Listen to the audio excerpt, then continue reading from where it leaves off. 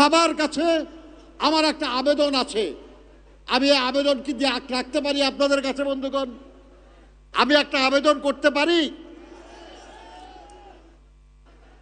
খুব সহজ কাজ, কিন্তু যদি শহীদ জিয়াকে বাঁচিয়ে রাখতে চান, যদি দেশনেত্রী বেগম খালেদার স্মৃতি ধরে রাখতে চান, যদি সত্যি তারেক রহমানকে ভালোবাসেন, তাকে সফল দেখতে চান, তাহলে আমার এই আবেদনটা আপনারা মান্য করবেন। আজকে এই মহান মে দিবসে এই মুহূর্তে নিজেরকে দায়ী সাক্ষী রেখে সিদ্ধান্ত নিন যে আগামী এক বছরে মাত্র 2 জন মানুষকে, 2 জন সহকর্মীকে, 2 জন সাথীকে বিএনপির কর্মী হিসাবে পরিণত করবেন। মাত্র 2 জন। পারবেন না? পারবেন তো?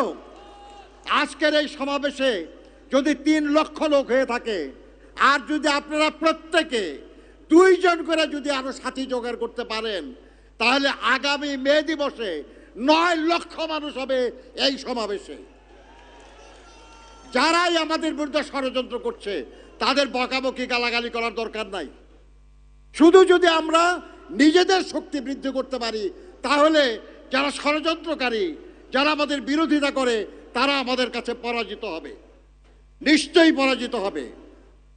বাংলাদেশের শ্রমিক আন্দোলনের নেতা কর্মীরা ভাবুন যে আপনাদের কারখানায়, আপনাদের প্রতিষ্ঠানে, আপনাদের ইউনিয়নে যদি আজকে 200 সদস্য থাকে, আর আগামী 1 বছরের মধ্যে যদি একজন আর 2 জনকে সাথী করতে পারেন, তাহলে আপনার 600 সদস্য হবে। আপনাকে নির্বাচনে কেউ পরাজিত করতে পারবে না।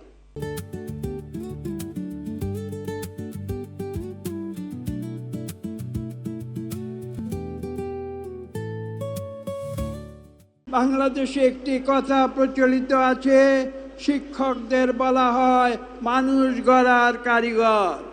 আমি আজকে মাননীয় প্রধানমন্ত্রীর সামনে এই উক্তি করতে চাই, আপনারা যারা শ্রমিকেরা, যারা এখানে আজকে উপস্থিত হয়েছেন এবং যারা সারা বাংলাদেশে ছড়িয়ে ছিটিয়ে আছেন, আপনারা হচ্ছেন দেশ গড়ার কারিগর।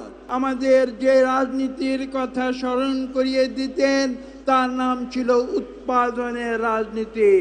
সেই উৎপাদনের শক্তিশালী হাত হচ্ছে শ্রমিকেরা, এবং উৎপাদন ব্যতিরেকে কোনো দেশের জিডিপি গ্রোথ উপরের দিকে যেতে পারে না।